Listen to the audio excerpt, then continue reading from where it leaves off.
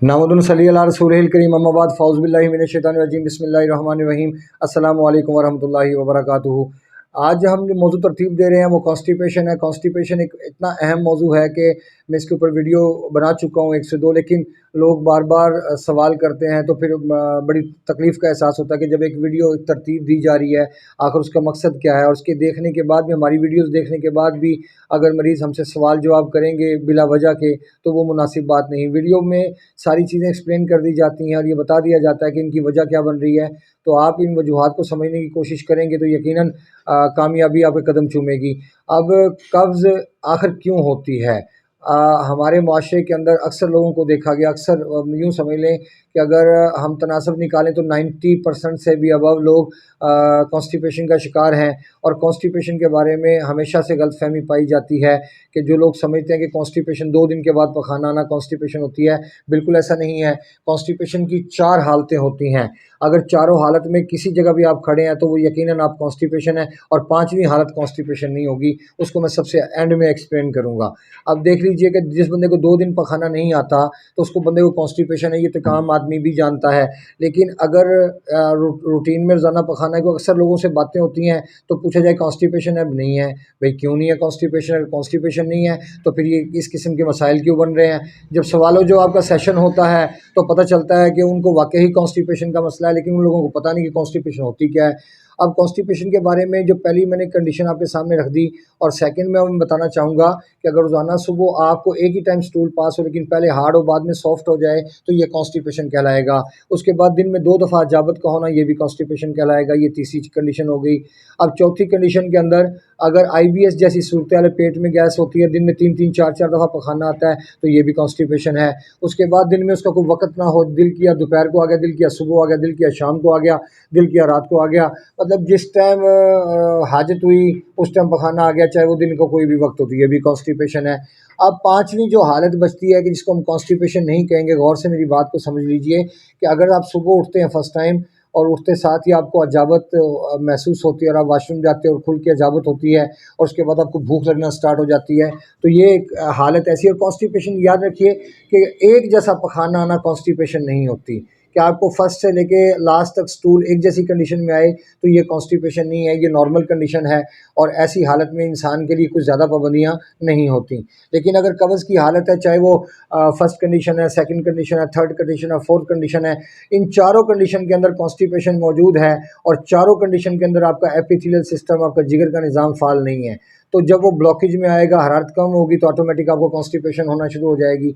और ऐसी कंडीशन में ही हमारे साथ बहुत सारे मसाइल पैदा होते हैं। बवासीर मिसाल के तौर पे ले लें, पाइल्स, उसकी बुनियाद ही यहीं से पड़ती है। चाहे वो कभी ब्लड आए कभी ना आए, चाहे वो मकद के आसपास खारिश हो, फिर फिशर का मसला बनता है, फिस्चुला इसको बोलते हैं, नासूर बोलते हैं, वो भी यहीं से पैदा होता है। तो बुनियादी तौर पे हमारे लिए कॉन्स्टिपेशन को समझना इसलिए भी ज़रूरी है कि कॉन्स्टिपेशन एक अलामत के तौर पे सामने आती है। अगर कॉन्स्टिपेशन को रफ़ा कर दिया जाए, जिगर को फाल कर दिया जाए और आपको कॉन्स्टिपेशन ना हो तो यकीनन आने वाले वक्त में जो सीवियर किस्म की प्रॉब्लम्स आपको पकड़ेंगी या आपको छोड़ने का नाम नहीं लेंगी, वो चीज़ें आपके नज़दीक नहीं आ पाएंगी। क्योंकि जब आपका लिवर ब्लॉक होगा, कॉन्स्टिपेशन स्टार्ट होगी, उसके बाद आपके मसले खड़े होने शुरू हो जाएंगे। और फिर इसमें एक और चीज़ ध्यान में रखें कि अगर आप कॉन्स्टिपेशन को ठीक करना चाहते हैं, आप चाहते हैं कि दायमी कब्ज़ से आपकी निजात हासिल हो जाए, तो याद रखिए कि हमारी खुराक इसमें सबसे ज़्यादा अहम किरदार अदा करती है। नो डाउट कि हमें अद्वियात की भी ज़रूरत पड़ती है, दिल के दबाव को कम करने के हवाले से, खून को पतला करने के हवाले से, या हरारत को कंप्लीट करके गैसेस को ख़त्म करने के हवाले से हमें ज़रूरत पड़ती है उस चीज़ों की जो हमारे लीवर के निज़ाम को एक्टिव कर पाएँ। यहाँ पे अक्सर लोगों में गलतफहमी पाई जाती है कि वो कहते हैं कि फ़लाँ चीज़ हमें नुकसान पहुँचाती है। नुकसान पहुँचाने का ताल्लुक़ इस चीज़ के साथ है कि आपका लीवर फाल नहीं। अगर आपका लीवर फाल हो तो आपका डाइजेस्टिव सिस्टम ठीक होगा, और डाइजेस्टिव सिस्टम ठीक होगा तो फिर आपको किसी भी किस्म के मसले का सामना नहीं करना पड़ेगा। ना बालों के गिरने का सामना करना पड़ेगा, ना ज़ुबान के कड़वा होने का सामना करना पड़ेगा, ना ज़ुबान के खट्टा होने का सामना करना पड़ेगा, ना ही बादी बवासीर का सामना करना पड़ेगा। यानी सब कुछ जुड़ा हुआ है एक दूसरे के साथ आपस में। और जब आप इनको کو ٹھیک کرنا چاہیں گے تو یقیناً آپ کو اپنے جگر کو بہتر کرنا پڑے گا اور تمام چیزیں بند کرنا پڑیں گی جن کے اندر کھٹاس موجود ہے اور تیزابیت موجود ہے. آپ تیزابیت کو کنٹرول کر لیجئے. یقین کیجئے کہ زندگی ایسی ہو جائے گی کہ جیسے انسان ماں کے پیٹ سے پیدا ہوا یا ایک انسان دوبارہ پھر جوان ہو گیا. لیکن یہاں تک پہنچنا اور سمجھنا سمجھانا بہت مشکل کام ہے. دنیا کے اندر جو سب سے بہترین طریقہ علاج ہے اس وقت 21ویں صدی کے حساب سے وہ نظریہ مفرزہ ہے. لیکن نظریہ مفرزہ کو سمجھنا دنیا کا مشکل ترین کام ہے. روٹین میں کتابیں پڑھ کے ہم اس کو اپلائی تو کر لیتے ہیں لیکن اس کی جو ٹیکنیکل پوائنٹس ہیں جو صابر ملتانی صاحب رحمۃ اللہ علیہ نے جو بتائے ہیں ان کو سمجھنا ایک حاذق طبیب کا بس کی بات ہے، ایک عام بندے کی بس کی بات نہیں. یہاں پہ اکثر لوگ کیا کرتے ہیں کہ جسم میں ایسڈ ہوتا ہے، حکمہ حضرات جو اتباع حضرات ہیں وہ کیا کرتے ہیں کہ جب ایسڈ ہوتا ہے باڈی میں تو وقتی طور پہ ہیٹ محسوس ہو رہی ہوتی ہے اور پیشنٹ بھی سمجھتا ہے کہ میرے جسم میں گرمی ہے، تو وہ گرمی کو سامنے رکھتے ہوئے ٹھنڈی چیزیں جیسے کدو، ٹنڈے، شلجم وغیرہ ترتیب دے دی جاتے ہیں. ایک اور بھی ویژن ہے کہ وہ بتاتے ہیں کہ جب تیزابیت ہوتی ہے تو تیزابیت کو ختم کرنے کے حوالے سے یا تیزابیت کو کم کرنے کے حوالے سے دودھ کا استعمال کروایا جائے، دیسی گھی اور مکھن کا استعمال کروایا جائے. لیکن آج جب ہم اس معاشرے میں کھڑے ہیں تو جہاں پہ میں نے یہ تجربات کیے کہ صابر ملتانی صاحب رحمۃ اللہ علیہ کے کہنے کے مطابق چیزوں کو ایڈجسٹ کیا، اس کے اوپر اپلائی کیا پیشنٹس کے اوپر، تو نتیجہ کیا نکلا کہ تیزابیت میں دودھ پھٹ جاتا ہے. اور وہی نتیجہ نکلا کہ تیزابیت میں دودھ پھٹ گیا.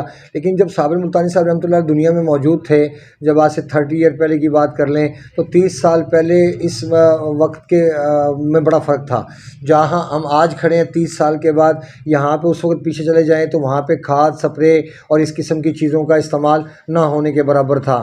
لیکن آج ہمارا پانی بھی اس قابل نہیں رہا کہ وہ ہمیں بہترین توانائی فراہم کر سکے، وہ بھی گندا ہوتا چلا گیا کیونکہ ہمارے موسم میں بتدریج تبدیلیاں آ رہی ہیں اور یہ تبدیلیاں قیامت کا پیش خیمہ ہے کیونکہ ہم نے اپنے اللہ کے پاس جانا ہے.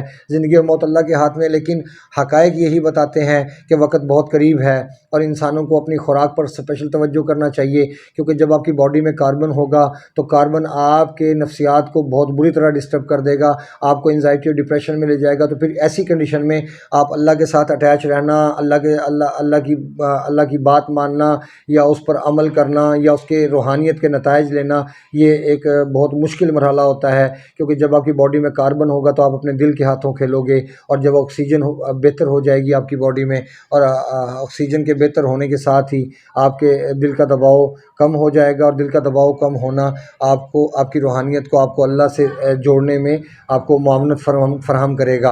اور یہی ایک چیز ہے کہ جو ہماری زندگی کو بہتر بنانے میں اہم کردار ادا کر سکتی ہے اور ہم کانسٹیپیشن جیسے مسئلے سے ہمیشہ کے لیے نجات حاصل کر سکتے ہیں کیونکہ قبض ایک علامت ہے، بیماری نہیں. اگر اس کو آپ 70 بیماریوں کی ماں کہتے ہیں تو کہہ سکتے ہیں، لیکن اس کے لیے بھی سب سے پہلے ہمیں لیور کو فعال کرنا ہوگا تاکہ مستقل طور پر کانسٹیپیشن سے نجات حاصل کی جا سکے. اس میں باقی انشاءاللہ گاہے بگاہے کچھ نہ کچھ ویڈیوز ترتیب دیں گے جس سے آپ کو اور مزید سیکھنے کا موقع ملے گا. اپنا اور اپنے دوست احباب کا خیال رکھیں. ملتے ہیں انشاءاللہ مزید انفارمیٹیو ویڈیو کے ساتھ. وما علینا الا البلاغ المبین. السلام علیکم ورحمۃ اللہ وبرکاتہ.